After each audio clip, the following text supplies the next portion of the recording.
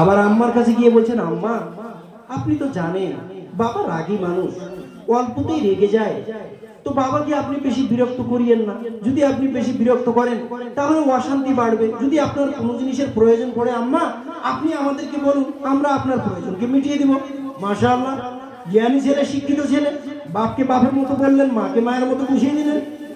যে বাপকে বাপের মতো, মাকে মায়ের মতো বুঝিয়ে দিলেন। এই বুঝিয়ে দেওয়ার পর আবার ওই ছেলে চলে গেলেন পড়তে আলিয়া বিশ্ববিদ্যালয়ে। আবার সে কলকাতা চলে গেল।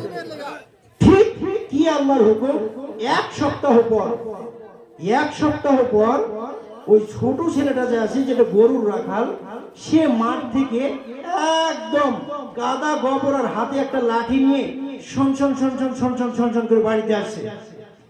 ঠিক দুপুরের সময় সে যখন মাঠ থেকে বাড়িতে আসছে, বাড়িতে এসে ওই রাখাল ছেলেটা দেখছে মা আর বাবা ঠিক একই রকমের, একই কেস, দুজনায় চুল ধরে তারাও আবার টানাটানি করছে, তারাও ঝগড়া লেগেছে।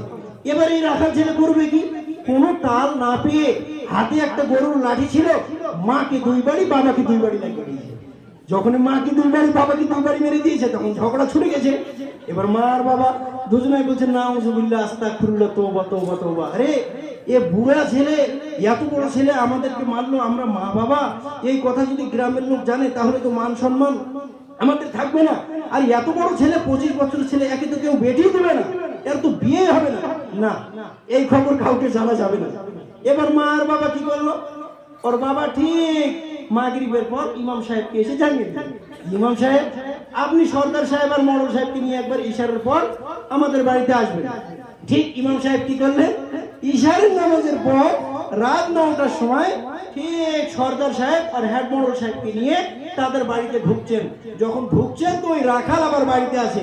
যখন ইমাম সাহেবকে দেখতে পেয়েছেন, তখন ওই রাখাল বলছে তার মাকে আর বাবাকে, মাকে, মা, ইমাম সাহেব এসছে, চেয়ারগুলো বের করে দে, চেয়ারগুলো বের করে দে, এদেরকে বসতে দে, সপ্তগুলো তালে টালে গুলো নিয়ে এদেরকে বসতে দে। যখন ইমাম সাহেব গেলেন, যাওয়ার পরে রাখালকে বলছেন, হবে এখানে এখানে এই মাকে মেরেছিস, বাপকে মেরেছিস, গাধা, শয়তান, তোর হুঁশ নাই, বেয়াদব কোথাকার, বানর কোথাকার, মা বাপকে মারতে হয়? হ্যাঁ, কেন ইমাম সাহেব বাপকে মারতে হয় না? এক থাপ্পড় দিব তো গাল এখন তো ঘুষিয়ে দিব, মা বাপকে মারতে হয় রে বেয়াদব, হ্যাঁ, মা বাপকে মারতে হয়। এরকম ভাবে যখন বলছে, তখন ওই ছেলেটা বলছে, ওই রাখালটা বলছে, ইমাম সাহেব মা বাপকে মারতে হয় না, এটা তো আমি কোনোদিন শুনিনি, এটা আমি কোনোদিনও শুনিনি। কারণ আমি কোনোদিন কোনো স্কুল যাইনি, মক্তব যাইনি, মাদ্রাসা যাইনি, কোথাও যাইনি। জি, মা বোনদেরকে বলছি, আপনারা একটু এগিয়ে এগিয়ে বসেন, পিছনে যারা দাঁড়িয়ে আছে এদিক থেকে আসছে তাদেরকেও একটু বসার সুযোগ করে দেন। জি, আপনারা একাই অত বড় জায়গা নিয়ে থাকবেন তা তো ঠিক হবে না। ঠান্ডার দিনে একটু চেপে চেপে বসুন, একটু চেপে চেপে বসুন, গরম ধরবে, ভালো লাগবে। তো ওই রাখাল ছেলেটা কি বলছে, ইমাম সাহেব মা বাপকে মারতে হয় না, আমি কোনোদিন স্কুল যাইনি, মাদ্রাসা যাইনি, কলেজ যাইনি, কোনো ইউনিভার্সিটিতে যাইনি, আমি কোথাও পড়তে যাইনি, আর এটা আমি কোনোদিন শুনিনি যে মা বাপকে মারতে হয় না। না রে গাধা, মা বাপকে মারতে হয় না। তো ইমাম সাহেব শোনেন, আমি রাখাল মানুষ, মাঠে ঘাটে গরু চড়াই, যখন আমি দেখি আমার দুটো গরু একসঙ্গে তারা মারামারি লেগে যায়, মাথায় মাথায় টক্কর লেগে যায়, তখন আমি কি করি, আমার হাতে লাঠি থাকে, আমি আমার এই গরুকে 2 বাড়ি লাগিয়ে দেই, ওই গরুকে 2 বাড়ি লাগিয়ে দেই, তখন তাদের ঝগড়া ছুটে যায়। তো বাড়িতে আমি এসে দেখছি আমার মা আর আমার বাবা দুজনে চুল ধরে টানাটানি করছে, তো আমি কোনো দিশাহুঁশ না পেয়ে মাকে 2 বাড়ি বাবাকে 2 বাড়ি লাগিয়ে দিলাম, ঝগড়া ছুটে গেল, খালাস। জি, ঝগড়া ছুটে গেল। জি ভাই, এটা আমি হাসার জন্য বলিনি, শোনেন, ওই মাটা মার খেলো কেন, ওই বাবাটা মার খেলো কেন? কারণ ওই বাবাটা আদর্শ বাবা নয়, ওই মাটা আদর্শ মা নয়। তারা একটাকে কলকাতা আলিয়াতে পড়িয়েছে, আর একটাকে গরুর রাখাল বানিয়েছে। তারা তো দুনিয়াতে ঝাঁটা খাবে খাবে, মরার পরেও তারা পিছন খাবে। তো আমার আল্লাহ তাবারক ওয়া তাআলা বলছেন, ও নবী মুহাম্মদ, আপনি পৃথিবীর মানুষদেরকে বলে দিন, তারা যেন মা বাবার সঙ্গে ভালো ব্যবহার করে।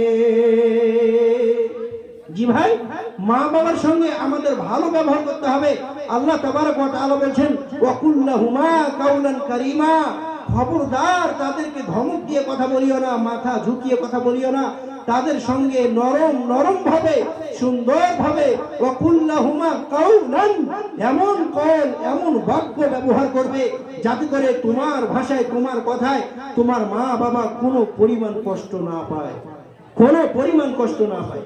জি জানে মা বাবার কত শ্রম রয়েছে বাচ্চার প্রতি, কত কষ্ট তাদের বাচ্চা মানুষ করতে।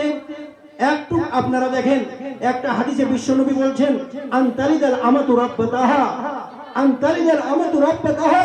এই হাদিস থেকে মুহাদ্দিসিনে কিরামগণ অনেকগুলো ব্যাখ্যা করেছেন।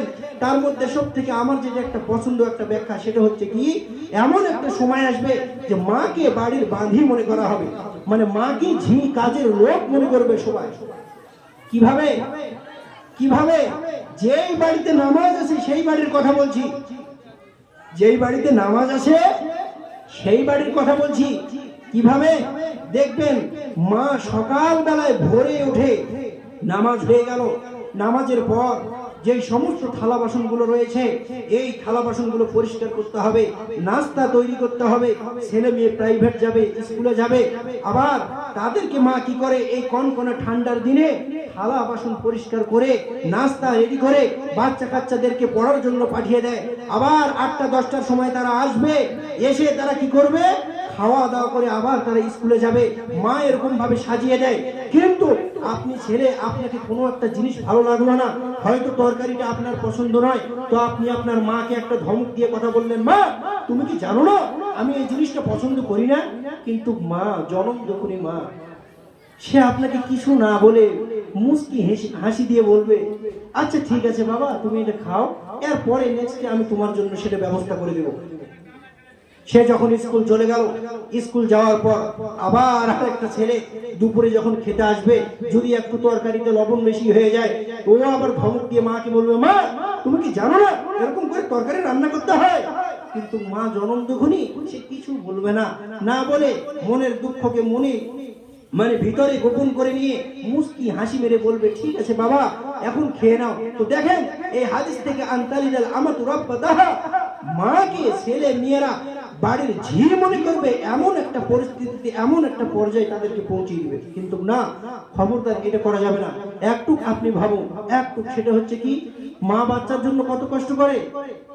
জি, মা বাচ্চার জন্য কত কষ্ট করে। যদি আপনি অসুস্থ হয়ে যান, যদি আপনি ছোট বাচ্চা অসুস্থ হয়ে যান, মায়ের মনে শান্তি কখনো থাকবে না। যদি আপনি হসপিটালে ভর্তি থাকেন, তুই 1 রাত 2 রাত 4 রাত যদি হসপিটালে থাকতে হয়, মা থাকবে, ঘুমাবে ঘুমাবে না, খাবে খাবে না, ওরকম ভাবে রাতগুলোকে কাটিয়ে দিবে। কিন্তু একবারও পরে বলবে না ছেলেকে, বেটা রে তোর জন্য আমি তোমার মা